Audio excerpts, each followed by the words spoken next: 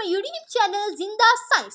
Students, आज हम करने जा रहे हैं चैप्टर 3 की एक्सरसाइज। चैप्टर का नाम था दी सेल, उसकी हम एक्सरसाइज करने जा रहे हैं।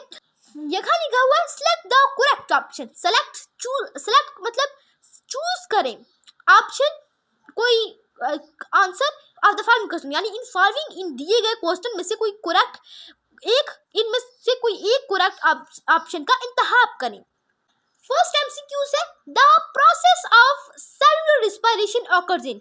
सेलुलर रिस्पायरेशन का प्रोसेस किस में आता है? सेलुलर रिस्पायरेशन वो होती है कि जिसमें जो एरोबिक रिस्पायरेशन है यानी ऑक्सीजन इस्तेमाल हो, तो वो है माइटोकॉन्ड्रिया।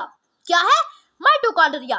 नेक्स्ट, ये इसका करेक्ट ऑप्शन है। नेक्स्ट एमसीक्यूज है सेकंड वाला, the smooth endoplasmic reticulum SER is primary involved in synthesis of. Smooth endoplasmic reticulums इनमें से कौन सी चीज बनाने में अहम किरदार अदा करती है? तो स्मूथ एंडोप्लाज्मिक रेटिकुलम लिपिड बनाने में अहम किरदार अदा करती है। तो सेकंड एमसीक्यूज का करेक्ट आंसर है लिपिड्स। नेक्स्ट थर्ड एमसीक्यूज है राइबोसोम्स आर कंपोज्ड ऑफ, यानी राइबोसोम्स किस पर मुश्तमिल है? कंपोज्ड में मुश्तमिल, आरएनए और प्रोटीन पर राइबोसोम्स मुश्तमिल है। तो थर्ड एमसीक्यूज का करेक्ट ऑप्शन ए है, यानी आरएनए और प्रोटीन। नेक्स्ट हमारे पास फोर्थ वाला एमसीक्यूज है what is the primary function of ribosomes, यानी राइबोसोम्स का प्राइमरी बुनियादी फंक्शन क्या है? क्या है बुनियादी फंक्शन? देखिए, ये हर चीज का एक बुनियादी फंक्शन होता है, हर ऑर्गेनेली का एक ही बुनियादी फंक्शन होता है।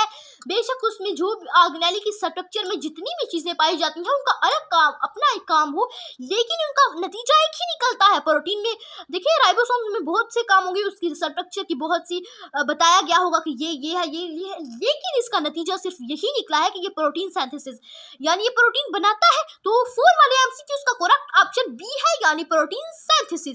नेक्स्ट एमसीक्यूज नंबर 5 है which cell organelle is involved in packaging and modifying proteins, यानी वो कौन सी ऑर्गेनेली है? ये नीचे जो जितने भी ऑप्शन दिए गए हैं इनमें से कौन सी वो ऑर्गेनेली है जो कि प्रोटीन को पैक करने और मॉडिफाई करने में मदद देती है? तो वो है गोल्गी एपरेटस।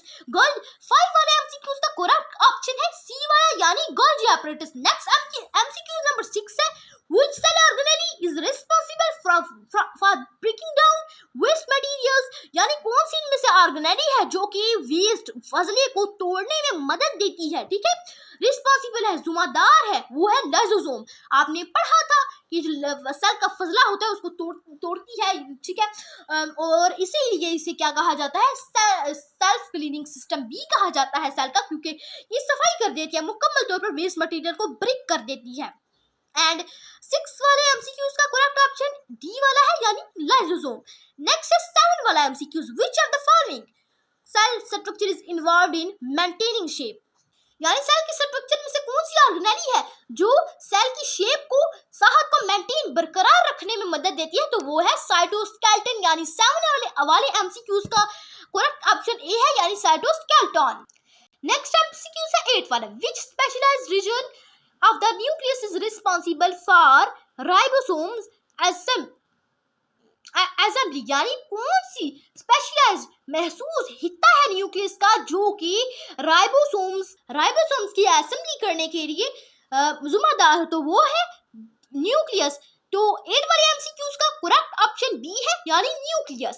नेक्स्ट 9 वाला एमसीक्यूज है what is the main function of the nuclear pores, यानी न्यूक्लियर पोर्स, न्यूक्लियस की स्ट्रक्चर में जो सुराहें होती हैं उनका मेन बुनियादी काम क्या है? बुनियादी काम है control of transportation of molecules, ठीक है, यानी कंट्रोल करती है ट्रांसपोर्ट, यानी इसको पता होता है कि कौन से मॉलिक्यूल्स दाखिल हुए कौन से नहीं हुए, ठीक है। तो 9 वाले एमसीक्यूज का करेक्ट ऑप्शन डी है, यानी control of transportation of molecules. Next 10 वाला एमसीक्यूज है which of the following cellular structure is found in animal cell and help in cell division, यानी इनमें से कौन सी वो सेलुलर स्ट्रक्चर है जो कि एनिमल सेल में पाई जाती है और सेल को डिवीजन तकसीम होने में मदद देती है? वो है सेंट्रियोल। क्या है? सेंट्रियोल है। तो 10 वाले एमसीक्यूज का करेक्ट ऑप्शन बी वाला है यानी सेंट्रियोल्स। नेक्स्ट 11 वाला एमसीक्यूज है which subcellular organelle play a crucial role in energy production within the cell, यानी सेल में कौन सी ऑर्गेनेली है जो कि अहम किरदार अदा करती है एनर्जी की प्रोडक्शन में, एनर्जी को पैदा करने में, वो है माइटोकॉन्ड्रिया। तो 11 वाले एमसीक्यूज का करेक्ट ऑप्शन सी वाला है यानी माइटोकॉन्ड्रिया। नेक्स्ट हमारे पास एमसीक्यू है 12 वाला, in a multicellular plant which cell type is responsible for the production of glucose, यानी मल्टीसेलुलर प्लांट्स में, कसीर हल्दी प्लांट्स में वो कौन सी टाइप है सेल की जो कि रिस्पांसिबल है, जिम्मेदार है ग्लूकोज को बनाने में, वो है मेसोफिल सेल। एंड इसका जो 12 वाले एमसीक्यूज का करेक्ट ऑप्शन सी है यानी मेसोफिल सेल। नेक्स्ट आता है एमसीक्यू 30 वाला, which organelle can double it's number by itself, यानी सेल की वो कौन सी ऑर्गेनेली है जो कि अपने नंबर्स, अपनी तादाद खुद ही बढ़ा सकती है, वो है माइटोकॉन्ड्रिया। नेक्स्ट थर्ड वाले एमसीक्यूज का करेक्ट ऑप्शन सी वाला है यानी माइटोकॉन्ड्रिया।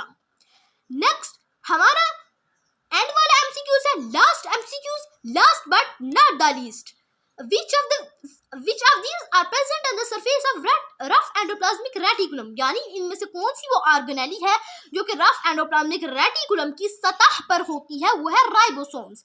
राइबोसोम्स इसीलिए इसे भी कहा जाता है कि ये राइबोसोम्स बनाती है एंडोप्लाज्मिक रेटिकुलम, क्योंकि इसकी सतह पर राइबोसोम्स जुड़े होते हैं।